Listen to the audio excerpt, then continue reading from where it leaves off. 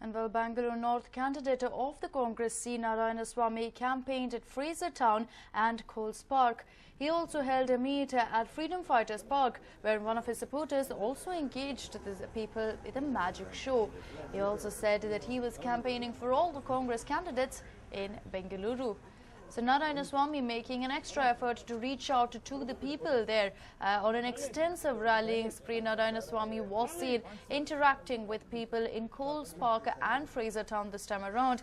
Keep in mind that he is in fact the Congress candidate from the Bangalore North constituency, but was seen in different parts of the city.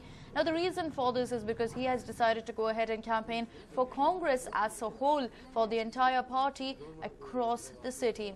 Remember, just yesterday, Narayanaswamy was seen taking to the RMV Extension Park, going for a long walk and meeting with all his supporters. And now, once again, this time around in Coles Park, Narayanaswamy did go ahead and meet several people. And besides that, he also went on to meet people at Fraser Town, as well as held a small rally in Freedom Park.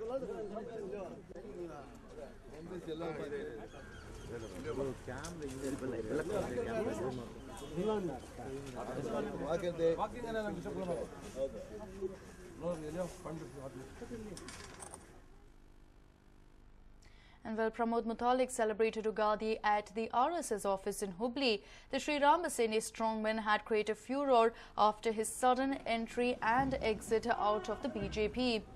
Mutalik will be contesting from the MP seat from Dharwad.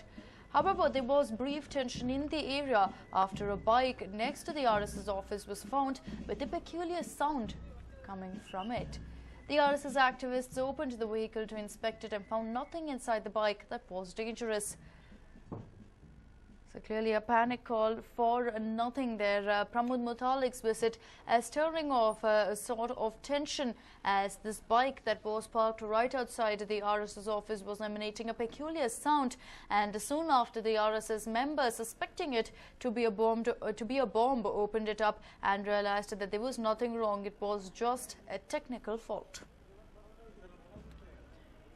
But Pramod Mutalik did go ahead and visit the RSS office in Hubli, probably hoping for some sort of support. He celebrated Ugadi with the RSS workers there, and a brief moment of tension, but all in all, it was an interactive day for the RSS workers.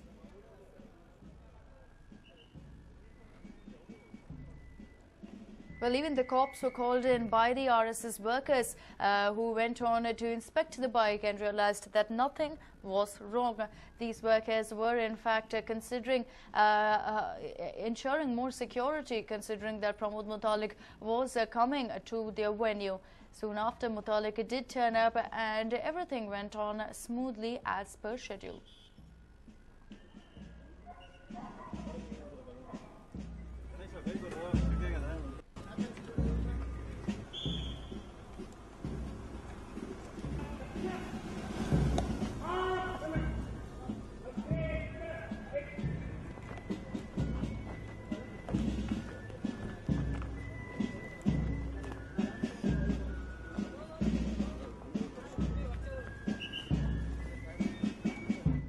Well, S.M. Krishna will be meeting with faction leaders of the Mandya Congress Committee. Mandya Congress saw severe factionalism after there was a split between Ambarish's supporters and Ramya supporters over the presidentship of the Congress Committee by Atmananda.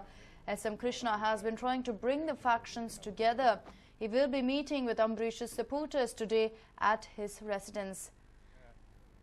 My colleague Verghese joins us with more information. Verghese, we have seen S.M. Krishna making a conscious effort in past as well to go ahead and ensure that there is no divide in the Mandya Congress.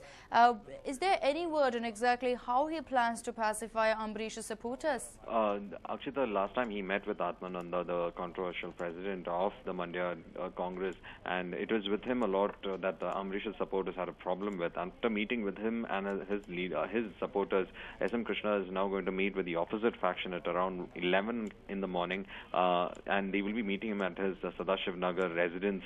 And the people will be meeting him will be from Amravati. There will be Chandrasekhar, Somashekar, and the Siddharaju, Shivanand, and Shankar Gowda. These are the leaders who will be meeting him at his residence to actually go for a compromise formula, at least for a middle path, where both the factions would be able to work in a united manner in Mandya. And also, Mandya is a very important seat for the Congress, and it is expecting to, in fact, send the young actress turned politician Ramya from there. So already there have been several issues with regards to this, and even to an extent where Amrish's supporters had gone out saying that they wouldn't support the candidature of Ramya because of the issues with Atmananda. At now, S.M. Krishna, as the senior leader who has got relations with both the sections of the leaders, are trying to pacify both of them in going into an open factionalism war that will only benefit the opposition, Akshita.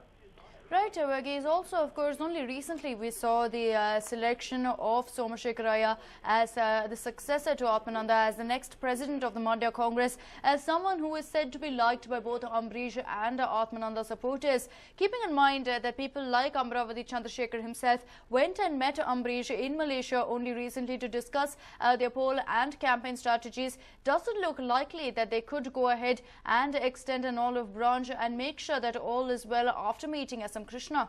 Well, that is what is expected, that the faction war comes to an end, because Amrish also will be returning from his foreign destination soon, so that he'll be able to campaign in Mandya for the Congress candidate Ramya. So there is need, before the campaigning, S.M. Krishna is trying to make sure that the ground situation does not worsen, and that the olive branch that has been extended to both the factions, they in fact hold by it, and that there is no open war or dissent coming out from any of these factions with regards to the presidentship. So that is what S.M. Krishna is trying to make sure, that when Amrish comes to when Amrish comes, there won't be an issue that he will face at all, Akshita. Right, Varghese, thank you so much for joining us with all that information. But of course, S.M. Krishna has been in the past trying to go ahead and sort out the issue within the Mandya Congress, and now it looks like he may be reaching the fag end of the same, as he's all set to meet Amrish supporters a couple of days after he met Atmananda and decided that Somashekar will be the next president, someone who is liked by both factions. And moving on the occasion of Ugadi, let's take a look at the celebrations in temples.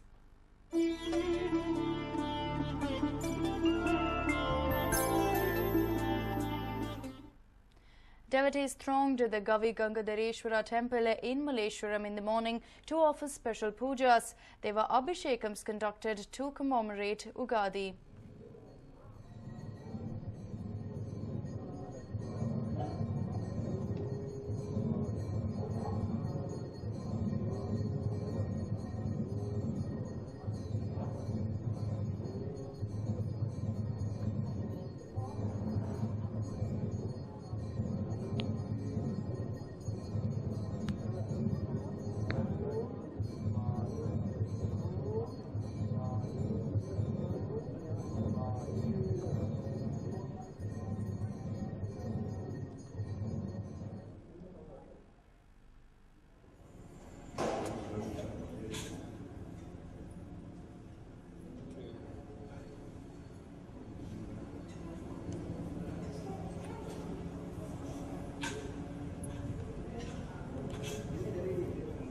Well, several people thronged to the temples early this morning, and of course the Gavi Gangadhareshwara temple, one of the most famous temples here in Bengaluru, saw so many people coming together to go ahead and start their year in the Kannada calendar on a good note, on a divine note. Special pujas and abhishekas were conducted to go ahead and bless all the devotees present, and special prasads were also distributed by the temples.